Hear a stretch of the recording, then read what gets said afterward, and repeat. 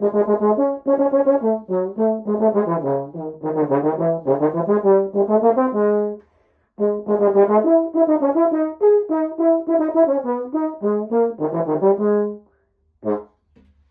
YouTube, welcome back to another video.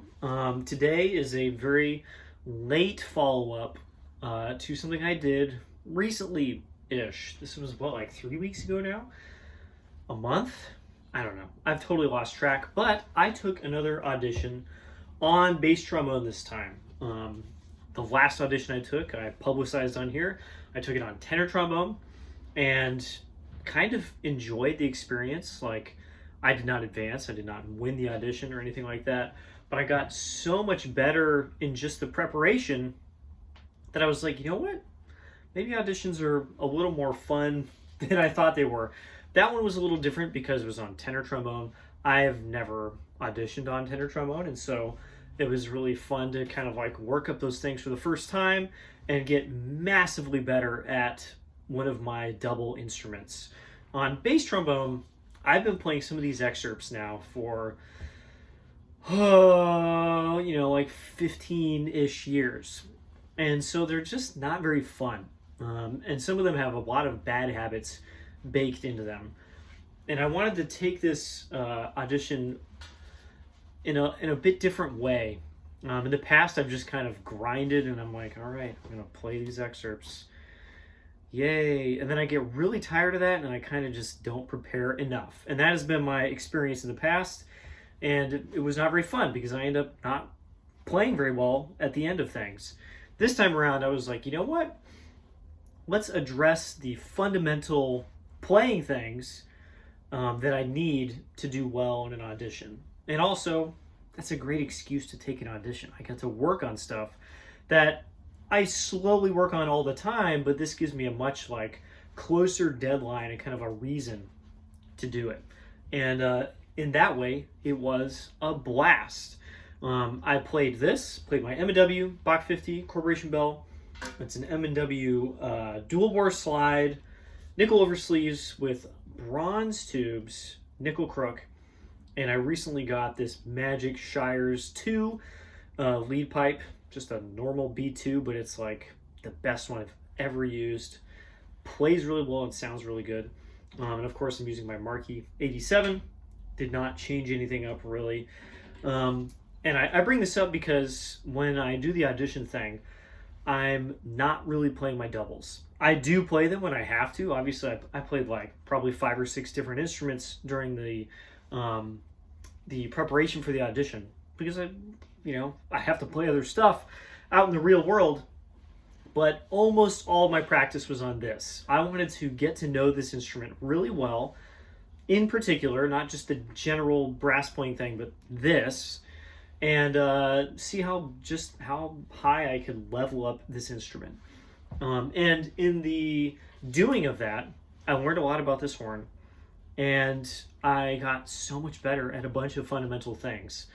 One of the big things I learned, and this was kind of capitalizing on lessons from my last audition, was just air. Air is so important. And I realized a lot of the times when I'd warm up on bass and just not feel very good is because my air was not there.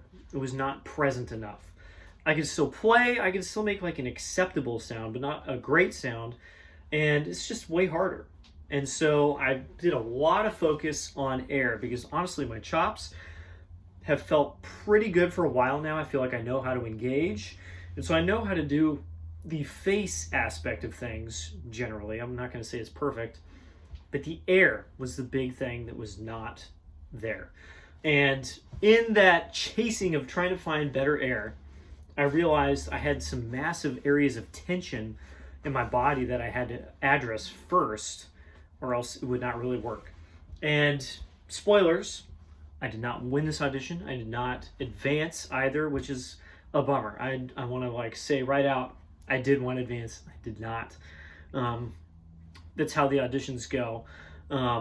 But I feel like I actually figured out some of the major fundamental playing things on the day of the audition and right afterwards. So it's like my preparation was just like a little bit too late to actually get me to the goal that I wanted to get. The other part of the preparation for an audition, of course, you have to be able to play well, and that was a big focus for me. But also you have to play the repertoire, all the excerpts, all the solo stuff that's on the audition. This is the part where I usually get a little bored. You're playing the same, 10, 12, and then maybe like 40 things if it's like a really major audition. I think this audition had like 15 or something like that. Not a ton, but also, it's just like just enough stuff to like keep me mildly interested. But then you kind of like go through the list a couple times and you're like, oh, I guess I'll play the same thing again. Some people really enjoy this. And I started to understand why as I got a little too close to the audition. I was getting in good enough fundamental shape where I was like, oh, I'm actually seeing really solid improvement on all these excerpts, like every time that I play them. I'll record it, I'll play it, again, having listened to the recording, and then I'll be like, yeah, I improved this and this. But it was too close to the audition. I actually left the repertoire part of it a little underbaked compared to the fundamental part of the equation. And that's, I think, what was my biggest failing. Because I went into the audition, the actual audition itself, and I felt really good about the instrument. And then I was kind of playing this stuff and I was like, yeah, there's still room for a lot of little tiny details to have just been better. And if you're like the best player on the planet, you could probably read some of these excerpts and still advance. But most of us need to do both. We need to level up the fundamentals and we need to level up the rep, and they need to be kind of just even. You could probably not have very good fundamentals and play only the excerpts for like 5 years and you'd probably advance, but you wouldn't win the job. And I was kind of like here, where I was like, I feel like I'm doing the trombone things very well, and I'm playing the excerpts pretty well, but in order to advance at this like actual professional real audition where other people have really worked on those excerpts, it wasn't enough. And that was my major failing this time around, which is a good lesson, not a fun one to learn, as lessons sometimes are. But I have taken that to heart this time. I'm like, aha, I have to do both. I can't just focus on one, because I really do enjoy just getting better at the instrument. That's one of the things that I think is one of my strengths, and it helps me across all of my instruments. Working on the same piece of music for months is not one of my strengths, and I need to find a way to enjoy that, perhaps. And like I said, I did right there at the end. And just find a way where even if I don't enjoy it, I do it anyway, which is kind of a lot of the stuff we do in practice. Kind of Stockholm syndrome yourself into being like, you know what, I actually like this now, even though it's something I technically don't like.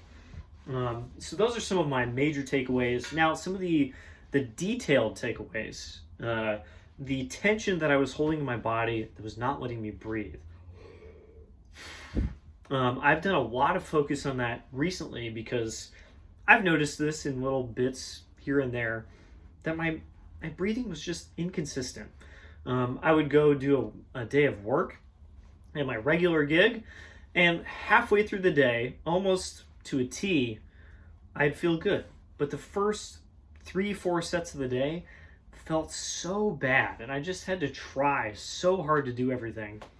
And that's not how playing trombone should be. If you're playing efficiently and well, it's actually kind of easy. And a lot of those days I would get to that point and the rest of the day would be cake, but I would have used so much energy in the first part of the day that I was like, that wasn't right. Why is this so consistent that I cannot play in the morning? Like 8 a.m. to noon, I just can't play in an easy manner.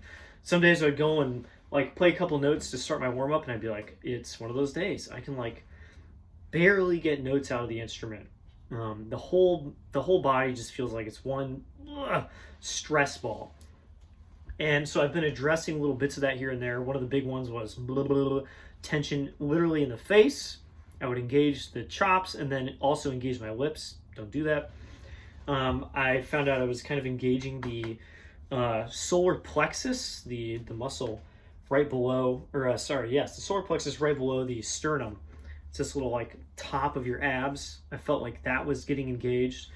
I've been really aware of my abs being engaged too much. I found lots of these things, and the latest one that I found on this audition that made a huge difference was my intercostals. These are the muscles in the ribs, the ones that kind of like keep everything together and keep your ribs from just kind of like splaying out. And I can have relaxed abdominal muscles, the ones in the front, kind of over your stomach, and still have engaged intercostals, which seems kind of strange. I don't know if everyone has to deal with this or if it's just a me thing. It might be just a bad habit from my drum corps days. But what I found is that maybe I could breathe in, relax away, and then as I played, the intercostals would kind of clamp down and force my lungs up. And then when I tried to take another breath, I couldn't get a breath in. I noticed this playing the creation excerpt, especially. Jump, bum, bum, bum, bum, bum. That might even be the right note.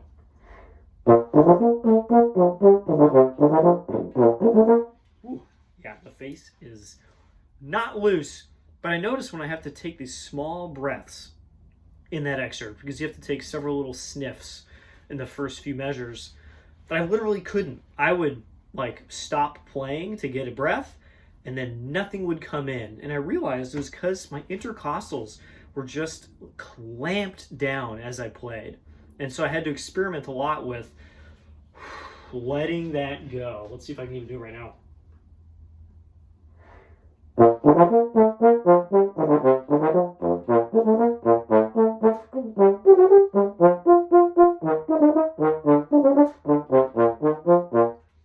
That first breath, I kept the intercostals loose the whole time, playing wise, all the way through that and for the first breath, and it felt really good. But I could feel them start to clamp as I started to play after I took that breath. This is something I'm still working on now, weeks after the audition. Those muscles just want to get involved, and they don't need to be. So that's one of my biggest findings. And again, I don't know if this is true for other people. I can't like read people's minds and see like, oh, you're engaging your intercostals.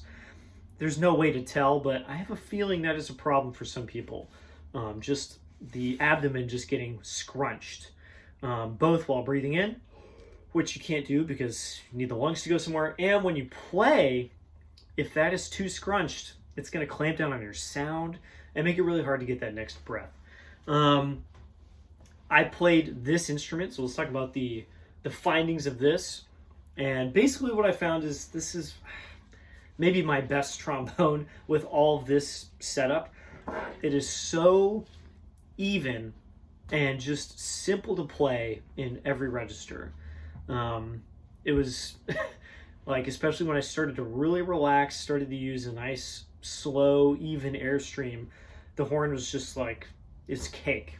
I can play anywhere at any time. The high range is great on this instrument, and I can just kind of do it all day. The high B and Harianos, sure, I'll just do it like 10 times in a row, and I had like no problems doing that. Again, once I learned how to relax, the low C's and Heldenleben, and I feel like there's another one somewhere, could just pop out. I could just start them when I wanted to. I really enjoyed playing this trombone a lot. I don't think it has the most interesting sound of all my basses. Both my B&S and my Gold Bell Yamabach, I think, have more kind of character to the sound, and both of them are just not even close to the level of playability that this is. This also makes, I think, my most modern orchestral sound. It's a nice wide sound with a good core that projects. And both of those horns are great, but they don't have that same kind of like modern feel to them. And so I think this is the best bet for the audition setting for me and for most like large orchestral settings. And that was just kind of proven. I like really enjoyed playing this. I got the what do you call it? I really wanted to play my doubles. Like after a few weeks of really working on this, I was like, okay, I like this trombone, but I really want to play tuba. I really want to play that. I really want to play this. And so this did not keep me satisfied all by itself. I found the same thing when I worked on the tenor audition. I played the Y for it the whole time, and I was like, wow, this horn is so good, and it is not the thing holding me back. I am the thing holding me back, but also I really just want to play my other instruments sometimes. And so I still have that bug where I need to play other stuff. I need to play other styles. I need to play with people. I cannot be stuck in the practice room only playing the same instrument and the same music for months at a time. And I'm very, honestly jealous of those people who can, because they're the people who do really well in the auditions. And I wish I could do that, but that's not me.